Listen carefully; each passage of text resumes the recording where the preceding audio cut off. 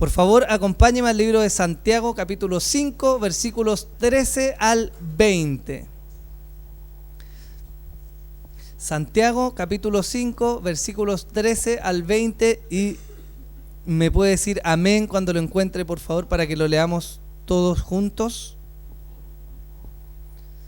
Bien, Santiago 5, del 13 al 20. ¿Lo encontró? Maravilloso. Dice así la palabra del Señor. ¿Está alguno entre vosotros afligido? Haga oración. ¿Está alguno alegre? Cante alabanzas. ¿Está alguno enfermo entre vosotros? Llame a los ancianos de la iglesia y oren por él, ungiéndole con aceite en el nombre del Señor. Y la oración de fe salvará al enfermo, y el Señor lo levantará. Y si hubiere cometido pecados, le serán perdonados. Confesaos vuestras ofensas unos a otros, y orad unos por otros, para que seáis sanados. La oración eficaz del justo puede mucho.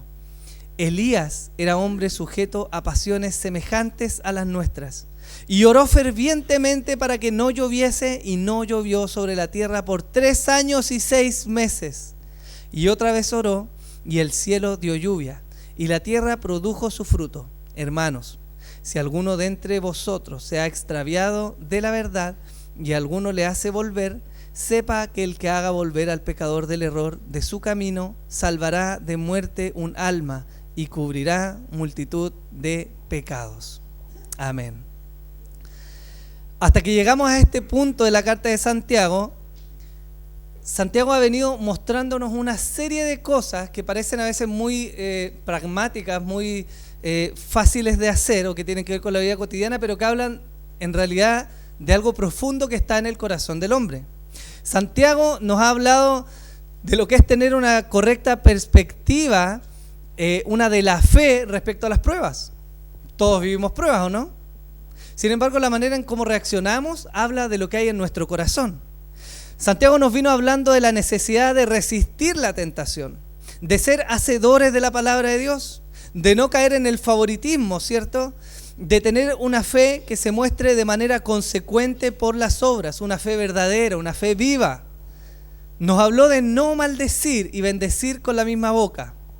Nos habló de buscar la sabiduría que es de lo alto, de el corazón como la fuente de los problemas entre los hombres, de los peligros de planificar una vida sin tener en cuenta a Dios, del peligro de las riquezas.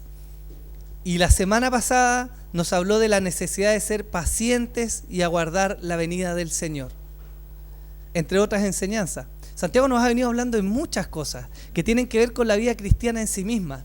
No es nada, ninguna revelación maravillosa, no es ningún secreto, no hay sello escondido, no hay magnas revelaciones, es simplemente lo que tiene que ver con la vida de un cristiano común y corriente, que se enfrenta a pruebas, que es tentado, que debe mirar su corazón, que debe poner por obra la palabra que se le ha predicado. Y el día de hoy, que vamos a ver el último mensaje, Santiago cierra su carta. La cierra de una manera bien particular, porque no es como Pablo, que tiene una despedida y bendice a los hermanos y que Dios los acompañe. Santiago es muy pragmático, él dice lo último que tiene que decir y se cerró. Ni una palabra de despedida, pero en lo que hace, él habla de algo que es básico para todos nosotros, pero sin embargo, que a pesar de lo básico, es muy, muy importante. Él habla de la oración. ¿Cuántos de ustedes saben que un cristiano ora? ¿Lo sabían, no? Los cristianos oran. Es básico.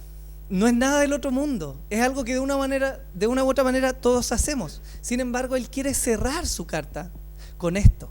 Y vamos a ver a través de la enseñanza por qué Santiago quiso cerrar su carta poniendo la oración como el broche de oro de todo lo que venía diciendo. ¿Con qué frecuencia, si nosotros nos preguntáramos, se nos olvida que nosotros no podemos cambiar nuestro propio corazón? ¿Se nos olvida eso o no? ¿Cuántas veces ha dicho usted, ahora voy a cambiar, ahora sí, ahora lo lograré, ahora sí voy a ir a orar todos los domingos? Y le duró la intención. ¿Le ha pasado, no? Me pasa, a mí no más parece. ¿Cuántas veces se ha visto usted presa de su pecado? ¿Ha sucumbido a su pecado alguna vez? ¿Sí? ¿Cuántas veces ha visto injusticia en este mundo? y ha dicho qué rabia, qué injusticia lo que hoy día vivimos, ¿cierto? Lo podemos mirar solo con ver las noticias, vemos lo que pasa alrededor nuestro. ¿Cuántas veces su situación económica o una enfermedad ha puesto temor en su corazón? ¿Le ha pasado alguna vez? Estas, hermanos, no son cosas maravillosas, es lo que vive toda la gente del mundo, cristianos o no cristianos. Todos nos vemos enfrentados a esto. Todos vivimos o sufrimos temores. Todos de alguna manera vamos a enfrentar o enfermedades o situaciones económicas difíciles o un escenario que nos atemoriza. Quizás, no sé dónde vive usted, pero de repente aquí en Santiago no es tan raro hoy día escuchar una balacera a un par de cuadras, ¿o no? Vemos asaltos, portonazos, tragedias. Y cuando miramos un poco el libro de Santiago nos empezamos a dar cuenta que, oye, algunas de las cosas que ocurren en nuestra sociedad hoy día, que nos ocurren a nosotros, Santiago nos vino hablando. Santiago le habló a hombres y mujeres que son tentados, ¿cierto? Y a menos que nosotros andemos flotando por la vida, somos tentados, ¿no? A veces caemos en el favoritismo, ¿no? A veces tenemos un hermano, un hijo, un nieto, alguien por ahí, regalón, los amamos a todos, pero este es el regalón. O miramos a un hermano o una condición, ¿cierto? No, voy a ir a ver al hermano que está allá, que tiene una linda casa, nos podemos comer un asadito, pero al hermano que está allá, no, es difícil, el barrio es complicado, no voy a ir en auto, es muy tarde. La verdad es que, hermanos, todo lo que ha dicho Santiago tiene que ver con la vida práctica que nosotros vivimos. Y para cerrar esto, y antes de que nosotros digamos, bueno, ¿cómo entonces pongo por obra? Sé que tengo que cambiar, sé que tengo que resistir la tentación, ¿o no? Usted lo sabe, ¿cierto? Sé que no tengo que caer en favoritismos. Sé que soy llamado por Dios a tener una fe que sea verdadera, ¿cierto? Que se viva y no sea solo en la teoría. Pero ¿cómo lo hacemos? Y Santiago cierra con la oración. Va a ser la clave para que nosotros realmente podamos vivir conforme a lo que Dios quiere que vivamos. El título del sermón se llama Un último y sabio consejo. Ora. Y lo vamos a revisar en 3 puntos principales. El primero, que se llama la oración, una necesidad en este mundo caído. El segundo, que se llama Elías y nosotros, hombres y mujeres sujetos a pasiones. Y el tercero, que se llama Amando a los extraviados. Y para partir quiero que veamos los versículos 13 al 16, que dice así, del punto 1, la oración, una necesidad en este mundo caído. Dice, ¿está alguno entre vosotros afligido? Haga oración. ¿Está alguno alegre? Cante alabanzas. ¿Está alguno enfermo entre vosotros? Llame a los ancianos de la iglesia y oren por él, ungiéndole con aceite en el nombre del Señor. Y la oración de fe salvará al enfermo y el Señor lo levantará. Y si hubiere cometido pecados, le serán perdonados. Confesaos vuestras ofensas unos a otros y orad unos por otros para que seáis sanados. La oración eficaz del justo puede mucho. ¿No les dije que en estos versículos que vamos a ver hoy día, Santiago habla 7 veces de la oración? En los versículos 3 al 20, 7 ocasiones él refiere a la oración respecto a cosas como cotidianas. Y aquí él está diciendo, parte con algo que es simple. ¿Alguno ha estado afligido alguna vez? ¿Qué tiene que hacer? Ore. No hay ninguna revelación, no es mágico. De hecho, es muy interesante que Santiago enfoca este texto no en darnos una solución para las aflicciones. Él no está diciendo, mira, tienes que levantarte todos los días, da 4 vueltas, declara este mantra y tus problemas se van a solucionar. Él no está hablando de cómo vamos a eliminar las aflicciones. Él está diciendo cómo sobrellevar las aflicciones en este mundo caído. Si estás afligido, ora. Si estás alegre, canta alabanza. Y no vamos a profundizar en eso porque quiero que veamos el corazón de esta enseñanza que es respecto a la oración. Ahora, cuando hablamos de aflicciones, Santiago tampoco especifica con qué tipo de aflicciones nosotros necesitamos orar.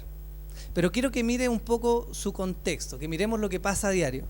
¿Qué cosas traen aflicción a nosotros? ¿La pérdida de la fuente laboral? ¿Sí o no?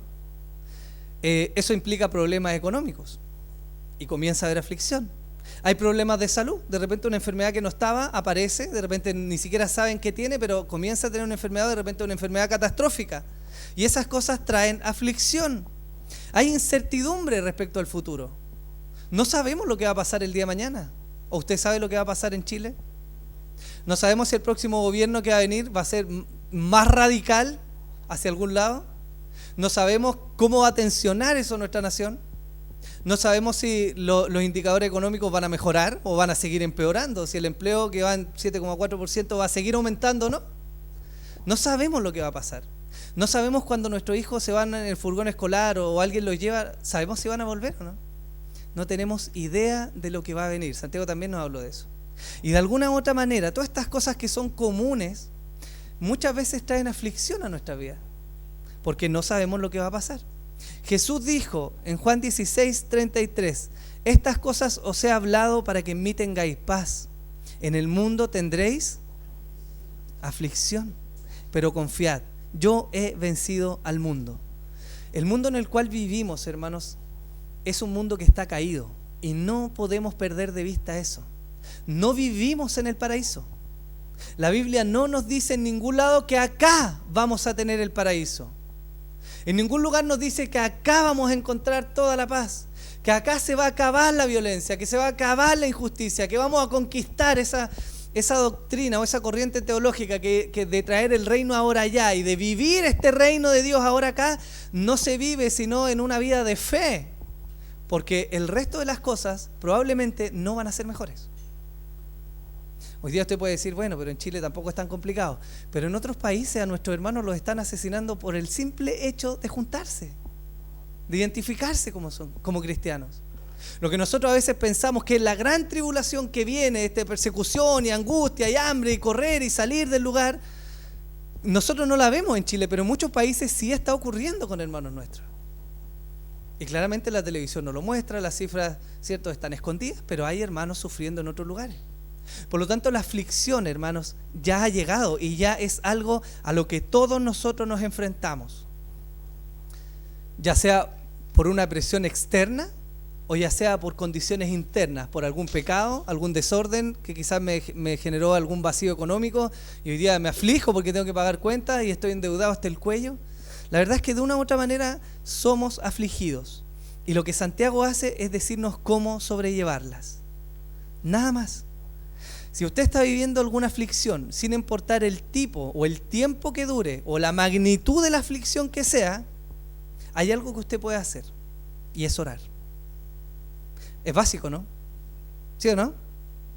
Pero sí, sabe que a pesar de lo básico que es, creo que muchas veces pasamos por alto, aún así, el orar. Y ante una crisis y un problema recurrimos a los amigos, a la tía, al vecino, a los papás, a los abuelos, a quien sea, pero al último dejamos el recurso de la oración. Y es lo que Santiago quiere corregir. Santiago ha hablado en iglesia que a pesar de la cultura, hermanos, no era tan diferente a lo que somos nosotros. También conocían cosas que Dios les había hablado. También tenían conocimiento de la ley, de un montón de cosas que Dios había hecho. Quizás este pueblo también había visto milagros en alguna medida. Había visto el nacimiento de la iglesia, habían persecuciones o aflicciones, pero no eran tan diferentes de nosotros. Y él les dice simplemente oren.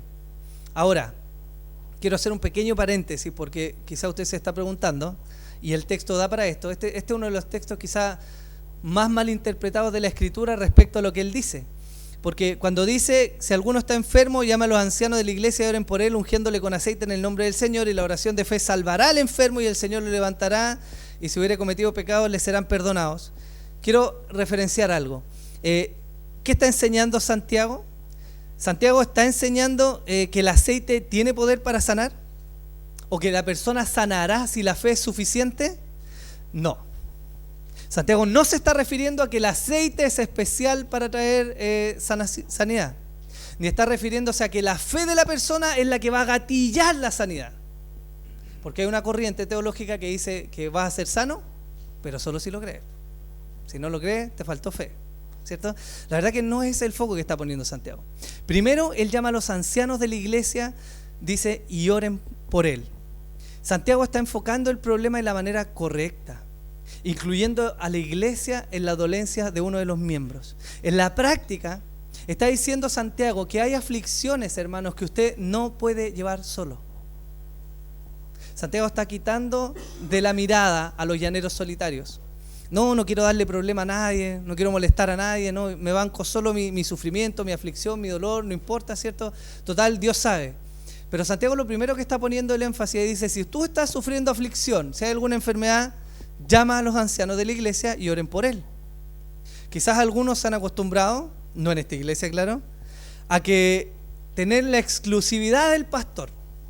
Si el pastor no ora por mi vida, no hermano, no se preocupe, sí, ore en su casa por mí, pero no, el pastor tiene que venir acá y orar por mí y ungirme. Pero Santiago no nos está diciendo eso. Santiago está hablando de un sentido de cuerpo. Cuando un miembro de su cuerpo se duele, dice la Escritura, todo el cuerpo se duele. Y cuando hay una aflicción en una parte del cuerpo, de alguna manera todo el cuerpo se ve resentido, afectado. Por lo tanto, mire, qué increíble esto. Si usted viene y se corta un dedo, ¿cierto? Usted no va a seguir caminando por la... Sería muy raro, puede pasar, pero sería raro que usted siga caminando por la calle, botando sangre, ¿cierto? Como si nada hubiera pasado, ¿sí o no? Y si usted va más en detalle, probablemente si le falta un dedo va a ser difícil que haga algunas cosas que una persona con todos sus dedos puede hacer, ¿no? Esta analogía es lo mismo con la iglesia. Si hay alguna aflicción que usted puede estar sufriendo, aunque usted no lo crea, también va a afectar al cuerpo. Y si usted no está funcionando como Dios lo diseñó para funcionar, indirectamente usted está afectando al cuerpo de Cristo también. Por lo tanto, lo primero que dice él, oye, llamen a los ancianos. Hay un cuerpo, hay una iglesia. No estás solo, hay una iglesia que te puede acompañar en esta aflicción. Segundo, en el griego, el énfasis de la oración, llame a los ancianos de la iglesia y oren por él, ungiéndole con aceite en el nombre del Señor, no se encuentra en el aceite como la fuente de la sanidad. Porque hay algunos que venden aceite traído de Israel y santificado y un montón de cosas para ganar. La verdad es que no es el énfasis. El énfasis va explícitamente en la oración. De hecho, como no está totalmente claro, pero en los tiempos de Jesús y en los tiempos en que se escribió esta carta, el aceite era comúnmente utilizado como un agente para la medicina.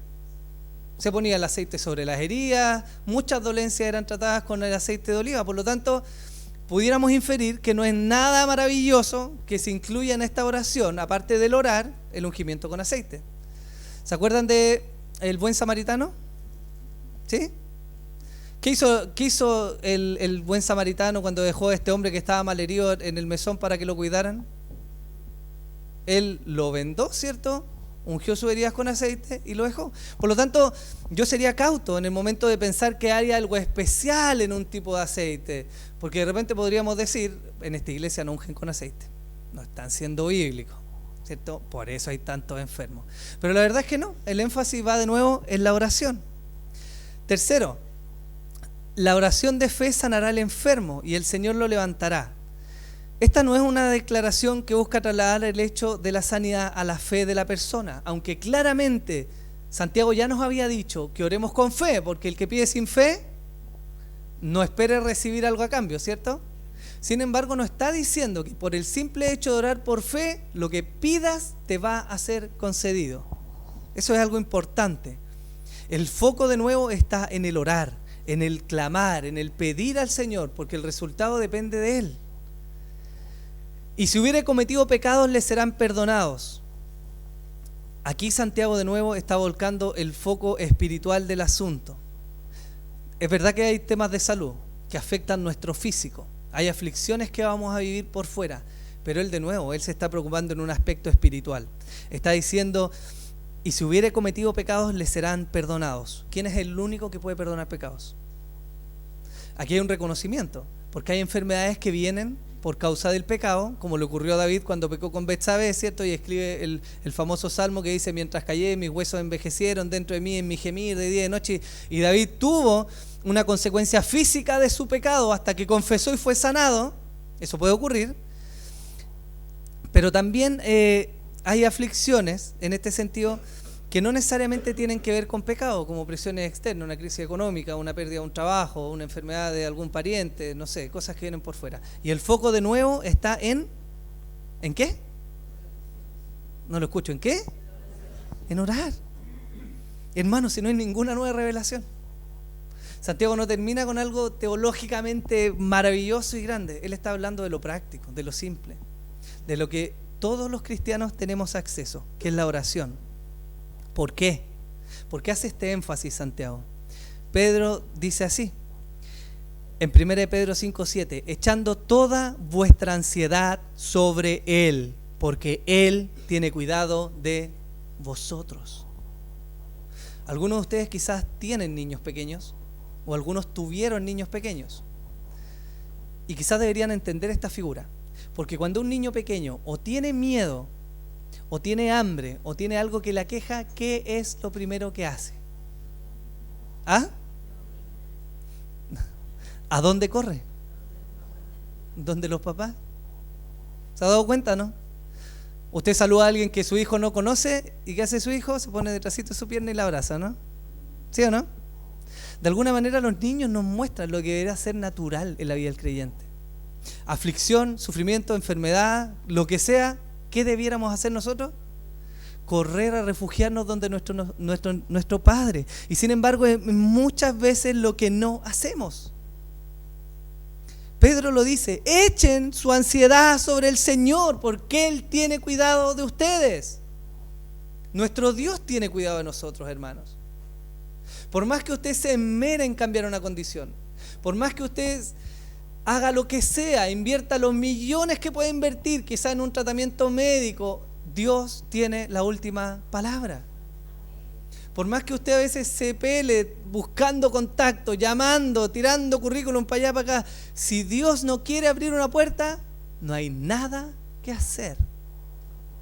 Y nos cuesta entender cómo Dios a veces nos aprieta y nos mueve a que dependamos precisamente de Él. Porque el problema nuestro es querer hacer todo por las nuestras. La oración, hermanos, es un canal de comunicación directo con Dios. Es una herramienta que tenemos para someter nuestros temores y angustias a la perfecta y bondadosa voluntad de Dios.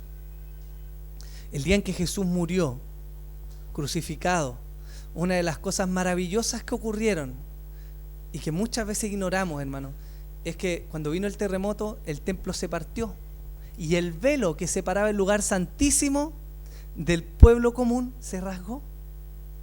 Esa no es sino la muestra, hermanos, de que lo que antes separaba al hombre pecador de un Dios santo se había roto por los méritos de Cristo. Y no comprendemos muchas veces que ese canal maravilloso de comunicación nos fue nuevamente regalado por Jesús. Si usted hubiera vivido en el antiguo Israel, olvídese de usted haber podido orar y tener una comunicación directa con Dios. Porque había un hombre elegido por Dios que se presentaba él delante de Dios para rogar por el perdón al pueblo.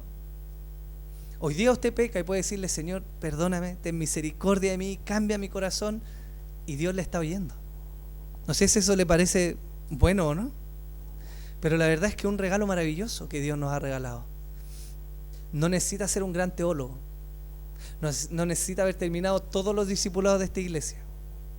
No necesita ser un gran hombre espiritual, solo necesita obedecer al Señor y orar. Filipenses 4, del 6 al 7 dice, por nada estéis afanosos, sino sean conocidas vuestras peticiones delante de Dios en toda oración y ruego con acción de gracias. Y la paz de Dios, que sobrepasa todo entendimiento, guardará vuestros corazones y vuestros pensamientos en Cristo Jesús. Hermano, ¿está afligido? ¿Quiere realmente tener paz? Entonces ore. Eso es lo que el apóstol nos está diciendo. No espere que venga un ungido mágico con una revelación que lo va a dar vuelta. No, hermano, ore. Si está, antes de afanarse, antes de afligirse, de ponerse a hacer todo lo que no debiéramos hacer, que es pasarnos la película completa y 6 horas pensando en cómo voy a resolver el problema que todavía ni siquiera se me ha presentado, doble sus rodillas y ore. Porque Dios ha dicho que su paz, la paz que sobrepasa todo entendimiento, va a guardar nuestros corazones. Pero ¿qué es necesario para que esa paz repose en nosotros? Que primero oremos. Que primero oremos. ¿Lo vemos o no? El problema de las aflicciones, hermanos, es que puede robarse nuestro gozo y nuestra fe en el Señor. Es una realidad triste, pero no es poco común, lamentablemente, de que muchos cristianos viven o afanados o atribulados, como derrotados, en depresión muchas veces, con crisis de ansiedad o crisis de pánico. que muchas veces no tienen sino un origen en una falta de fe, en enfrentarse a una ola tan grande que no sé cómo rayos la voy a superar. Cuando Dios nos está diciendo, no te preocupes en cómo se va a superar, pero dobla tus rodillas y yo voy a poner paz en tu corazón. Eso es lo que Dios nos está diciendo. Santiago no nos está hablando, de nuevo, lo repito, de cómo nosotros vamos a solucionar las crisis. Nos está diciendo cómo enfrentar cuando la crisis llegue a nosotros. Y la oración, hermanos, es el medio. Ahora miren, el segundo punto de la enseñanza, Santiago, luego de decirnos, miren, oren. Hay aflicciones, hay enfermedades, oren. Pero ahora viene y para reforzar su punto nos habla de Elías. Y nos dice, Elías era un hombre sujeto a pasiones semejantes a las nuestras y oró fervientemente para que no lloviese y no llovió sobre la tierra por 3 años y 6 meses. Y otra vez oró y el cielo dio la lluvia y la tierra produjo su fruto. Ahora, si usted se acuerda, gran parte del público de Santiago, cuando él escribió su carta, eran judíos que se habían convertido al cristianismo, ¿cierto? La figura de Elías era muy importante para los judíos. ¿Por qué? Porque Elías fue un gran profeta en Israel. Elías era conocido por retar la autoridad de Acab y alzarse como la voz oficial de Dios en un periodo de idolatría y apostasía en el pueblo. 1 Reyes 17. Él se levanta delante de Acab y se levanta como la voz oficial de Dios para declarar: no va a llover sobre la tierra, porque Dios me ha hablado. Y conforme yo hablo, no va a llover. ¿Y qué cree que pasó? No llovió. Elías, el mismo profeta que los auditores de Santiago sabían que había multiplicado la harina y el aceite de una viuda que estaba a punto de morir. Ese mismo Elías había resucitado al hijo de esta viuda. Este mismo Elías fue el que citó a todos los profetas de Baal en un tiempo de apostasía. Y enfrente de ellos hizo descender fuego del cielo que consumió el altar y las piedras y el agua que estaba ahí y el sacrificio, y después degolló a más de 400 profetas de Baal. Es Elías. Ese Elías está diciendo Santiago. Después de eso, Elías volvió a orar y la lluvia volvió sobre la tierra. Después de eso, Elías se encontró con una compañía de 50 hombres que venían contra él, y Elías hizo descender de nuevo fuego del cielo y los consumió como más de 3 veces. Después Elías de nuevo hizo otro milagro y dividió las aguas del río. Y para ponerle el broche de oro, este mismo Elías no probó la muerte, sino que fue arrebatado al cielo en un carro de fuego. Este era Elías. Este Elías está poniendo Santiago en la mente de sus auditores. ¿Para qué? Para que nosotros digamos, era un tremendo hombre de Dios, ¿no? ¿Sí o no? Ninguno de nosotros es capaz de hacer esta tremendo milagro, imagínense. No compraríamos más harina. Pan para toda la comunidad. Pero ninguno de nosotros es capaz de hacerlo. Sin embargo, Santiago nos muestra y nos dice: mira Elías. Este Elías que hizo tremendos milagros tiene una yaya. ¿Cuál es la yaya de Elías? Era un hombre sujeto a pasiones. Primera de Reyes, capítulo 19, nos narra el episodio que ocurrió luego de que Elías matara a los profetas de Baal. Dice la escritura que se levantó esta mujer, Jezabel, y le dijo: me cabreaste, Elías, yo para mañana en la noche voy a tener tu cabeza en mis manos. Y Elías, el tremendo hombre de Dios que había hecho tremendos milagros, tuvo temor. No voy a decir cómo se dice en buen chileno, pero usted ya sabe. Este Elías que había hecho tremendos milagros, lejos de pararse firme como un hombre de Dios. Porque miren, no era simplemente un hombre de Dios que oraba y estaba ahí con Dios, sino que el respaldo de Dios estaba sobre él y él había visto el poder de Dios. Pero este Elías se vuelve un cobarde. Corre como si lo viniera persiguiendo el diablo y se olvida de quién era su guarda. Elías toma decisiones guiado por sus pasiones, por sus temores, y se aleja del lugar al que Dios lo había llamado. Tal fue el temor que tuvo Elías que se tuvo que ir lejos, a donde Dios no lo había llamado, y deseó morir. Cuando Dios envía a un ángel a buscar a Elías y le dice: Elías, ¿qué onda? ¿Por qué estás acá? Yo no te mandé a venir acá. Y Elías dice: no, ya no sirvo, me quieren matar, mejor, no soy mejor que mi papá, mátame, Señor, mátame mejor. O sea, llegó de un punto de gloria a un punto depresivo tan bajo que quería el suicidio. Este Elías nos está diciendo Santiago que miremos. Le estaba hablando a su audiencia. ¿Por qué? Porque Elías era un hombre semejante a nosotros. Un día le prometemos al Señor que le vamos a dar todo de nuestra vida, y nuestra riqueza, y nuestro tiempo, y nuestra devoción, y nuestro amor, y nuestra exclusividad es absoluta para Él. Y al segundo día nos dicen, oye, está complicada la cosa en la empresa, parece que van a echar gente, y tiritamos entero. No sabemos qué hacer. ¿Cómo vamos a sustentar la familia? ¿Qué viene para el futuro? Se va a acabar el mundo. Y renegamos de nuestra fe. ¿O no? ¿Sí o no? En un momento Elías estaba en la cúspide de la gloria, matando profetas de Baal, con autoridad incluso sobre los elementos. Y al otro estaba huyendo, aterrado, sin fe, con depresión, viendo la muerte como la mejor opción. Ahí es donde nos parecemos. Ahí es donde Santiago nos dice, miren, le habla a su audiencia y nos dice hoy día a nosotros, miren Elías, un tremendo hombre de Dios, utilizado, un instrumento de Dios, pero era sujeto a pasiones. ¿Y por qué nos interesa esto? Porque deberíamos ser capaces de mirar nuestra propia vida y ver cómo también muchas veces somos manejados por nuestras pasiones, ¿o no? ¿Sí o no? Venimos a la iglesia, cantamos, lo pasamos bien, conversamos con los hermanos, quizás lagrimeamos un poco porque algo pasó, ¿cierto? Llegamos a la casa, a nuestra señora se le cayó un plato y el diablo aparece en nuestra cara. Cualquier similitud con la realidad es solo coincidencia. La verdad, hermano, es que somos pasionales, como Elías. Eso no limita que Dios pueda obrar a través de nosotros. Pero sí debiera importarnos, porque si Elías era un hombre de Dios, con pasiones, y oró, haciendo tantos milagros, yo me pregunto, ¿cuánto más nosotros? Que no somos capaces de obrar todo este poder de Dios a través de nosotros. ¿Cuánto más tenemos necesidad de orar entonces? ¿O no? Mucho más. Vemos un tremendo varón de Dios, un tremendo hombre.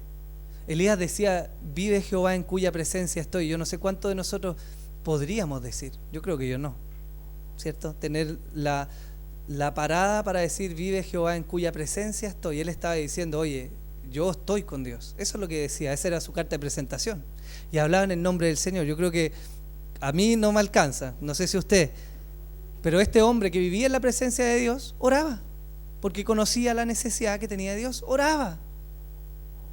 ¿Cuánto más nosotros? Jesús dijo, velad y orad para que no entréis en tentación. El espíritu a la verdad está dispuesto, pero la carne es débil. Una y otra vez Jesús y los apóstoles y Santiago, ahora coronando su enseñanza, nos dicen lo que todo el mundo sabe, lo que le decimos a todo el mundo, ¿cierto? Nos cuentan un problema, una dificultad, nos piden consejo, ¿y qué le decimos nosotros? La frase cliché del cristiano, voy a estar orando por ti. ¿Sí o no?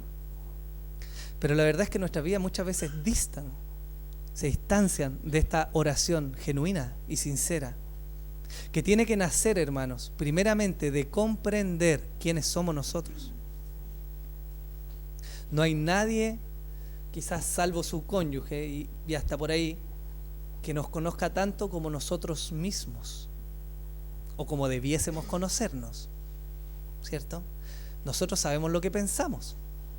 Yo no creo que usted sea un ente que ande por la vida y que se le cruzan pensamientos y usted jamás supo qué pasó, ¿cierto? Nosotros sabemos lo que pensamos, sabemos lo que codiciamos, lo que anhelamos, aquello con lo que somos tentados. Sabemos nuestras debilidades. Eso debiera llevarnos aún más, hermanos, a orar. Nos vemos por un lado confrontados con una carta que nos dicen, ya pues hermano, no bendiga y maldiga con la misma boca. No saluda a la hermana y le diga, ¿cierto? Que Dios te bendiga, hermanita, y después, la hermanita, ¿viste los zapatos que traía? Eso nos está diciendo Santiago en lo práctico.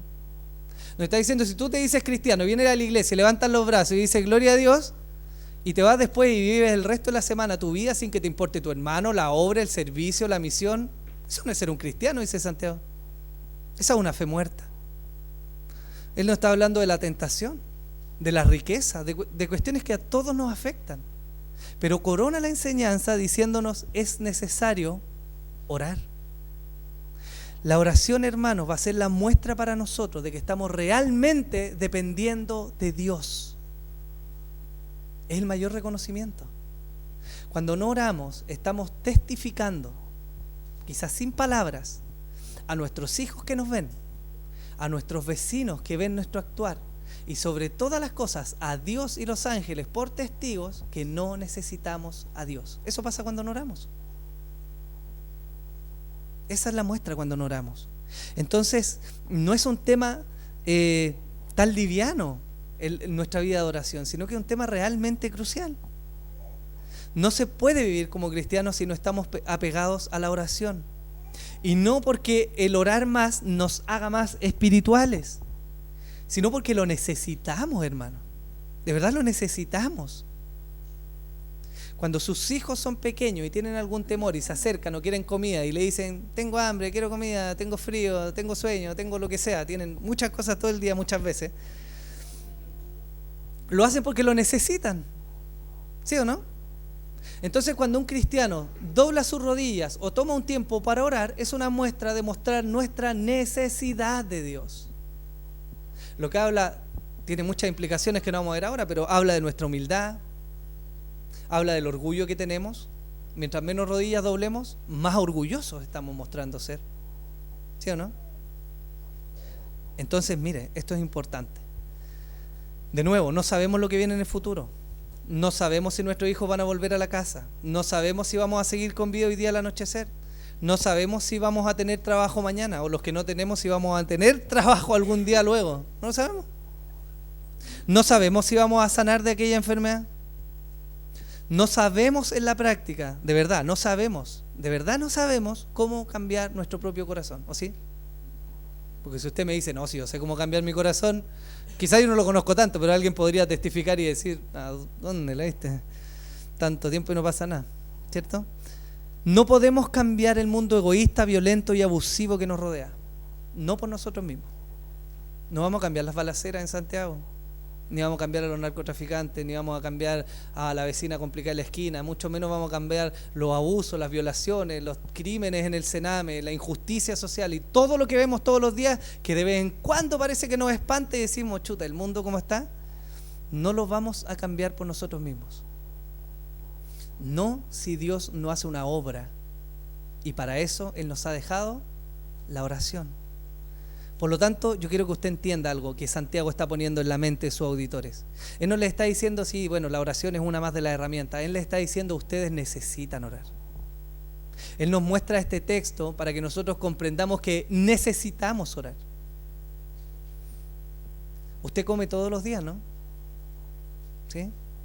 Usualmente comemos todos los días. Algunos comemos hartas veces al día, otros moderadamente, pero comemos. Y cuando no come, ¿sabe qué comienza a ocurrir? Comienza un proceso de inanición. Y lamentablemente muchas veces las iglesias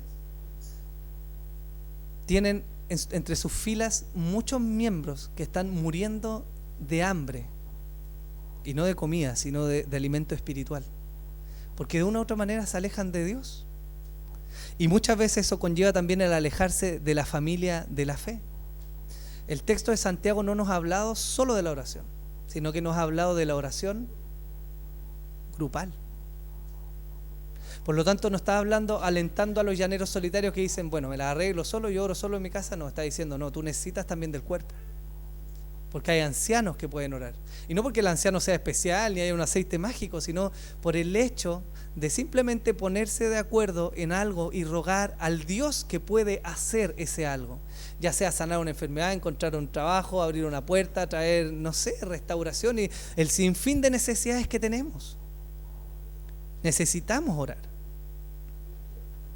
Este consejo que Santiago está dando respecto a la oración es necesario porque esta nos conecta con Dios, nos humilla ante Él, nos muestra la dependencia que necesitamos tener. Es una muestra de sumisión a la vez, es una muestra de necesidad. ¿Y sabe qué? Algo que a veces olvidamos, es una siembra espiritual. Si usted quiere sembrar de manera espiritual, una de las mejores formas que puede hacerlo es orar. Si Si usted de verdad algún día quiere cosechar buenos frutos, ore. Lo saben los padres que han orado años por sus hijos, ¿o no? Porque por más que usted ore, o sea, por más que usted le enseñe la Biblia a su hijo o le diga las cosas que su hijo tiene que hacer, es Dios finalmente quien toca el corazón. Y eso está, las estadísticas lo muestran. El otro día, no sé cuánto vieron el video que enviamos con Pastor, pero hay un porcentaje altísimo de los hábitos que influyen a los niños para que ellos sean cristianos, y uno de ellos era la vida de oración. Y no que usted le diga, tienes que orar, sino que los padres oren con sus hijos.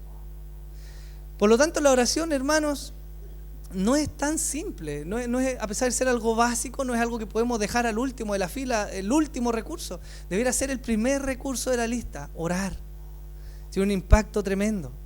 Cuando sembramos en oración, en lo espiritual, yo le aseguro que Dios, por su fidelidad, va a traer un buen fruto, que probablemente no va a ser instantáneo, pero en algún momento se va a manifestar. Pablo se encontró con un hombre en la Escritura, no me acuerdo su nombre, en uno de sus viajes misioneros. O fue Pedro, parece. Y cuando va, Dios le dice que vaya, le dice, dile que he escuchado sus oraciones. Y todas sus oraciones y sus limosnas que había hecho por mucho tiempo, que estaban en la presencia del Señor, hoy día viene la paga y hubo salvación para ese hombre.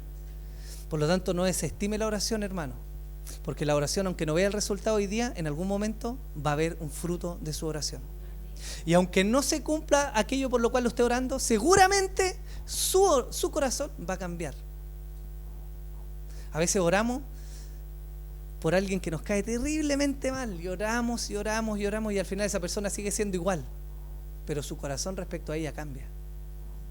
Y eso es algo maravilloso que Dios hace. ¿Cómo más finaliza Santiago? El tercer punto del sermón: trae a los extraviados de regreso. Después de hablar de la oración, de su necesidad, de por qué necesitamos orar y de esta oración comunitaria, él dice: hermanos, si alguno de entre vosotros se ha extraviado de la verdad y alguno le hace volver, sepa que el que haga volver al pecador del error de su camino salvará de muerte un alma y cubrirá multitud de pecados. Estos son los versículos con que Santiago cierra. No hay despedida, no hay nada más. Con esto cierra. ¿Qué está haciendo Santiago? Está haciendo un llamado a volver a la verdad. Seguramente entre su audiencia había gente que efectivamente tenía favoritismo. De hecho, por eso escribe Santiago. Había gente que estaba y glorificaba a Dios con su boca y después maldecía y decía garabatos seguramente. Había gente que estaba viviendo una fe muerta. Habían otros que eran hipócritas. Esa era la audiencia de Santiago. Y creo que nosotros como iglesia tan diferentes no somos, ¿o sí? ¿No? Eso está. Bueno, yo me meto en el saco. Por lo tanto, el llamado de Santiago a ellos y a nosotros, los que profesamos una fe que muchas veces negamos con nuestros hechos, es volver a la verdad, a ser consecuente. Santiago tiene este mini cierre con estos versículos que parece casi como raro cómo conecta la oración y después habla de esto, pero el llamado es simple. Él ha venido hablando de la verdad de la vida cristiana hasta la oración y al final nos dice: miren, si ustedes están en la verdad, permanezcan, pero si no, hagan volver a la verdad a aquellos que no están en la verdad. ¿Quiénes no están en la verdad? Aquellos que Santiago describió hacia atrás. Los que glorifican a Dios pero maldicen por el otro lado. Los que aman más a la riqueza, los que tienen favoritismo, los que no oran nunca, los que viven como llaneros solitarios, los que sucumben a sus tentaciones. Esas son personas que no están en la verdad. Y nosotros tenemos el privilegio y el deber de ayudarles a venir a la verdad. ¿Cómo ocurre eso? Salmo 133 nos dice: mirad cuán bueno y cuán delicioso es habitar los hermanos juntos en armonía. Es como el buen óleo sobre la cabeza, el cual desciende sobre la barba de Aarón, y baja hasta el borde de sus vestiduras, como el rocío de Hermón que desciende sobre los montes de Sión, porque allí envía Jehová bendición y vida eterna. ¿Dónde? ¿Dónde envía el Señor bendición y vida eterna? Donde están los hermanos congregados, juntos en... Entonces, por favor, no piense que va a recibir tal bendición de Dios si usted es un llanero solitario. Si la iglesia o venir al templo es para usted un acontecimiento mensual, así como antes, ¿cierto? Era el evento mensual, ir al cine hace 15 años atrás quizás, Y usted para usted la iglesia hoy día es el evento que vamos, de repente vamos a la iglesia, ¿cierto? Oh, vamos a la iglesia. No piense que va a recibir tal bendición por visitar de vez en cuando. Él está hablando de la comunión de los santos. ¿Sabe para qué son los grupos de conexión? Para alentarnos a permanecer en la verdad. Esa es la finalidad. No es porque haya que tener una agenda de iglesia y que en la semana no tenemos nada, chuta, ya metamos un día y vamos. No tiene sentido. Es para que permanezcamos en la verdad. Es para que oremos unos por otros y seamos sanados espiritualmente y físicamente. Pero no lo va a lograr si usted vive solo, como un llanero solitario. Es maravilloso, a mí me llama mucho la atención cómo Santiago le da este toque final a la carta comunitario. Lo veo mucho en la Escritura.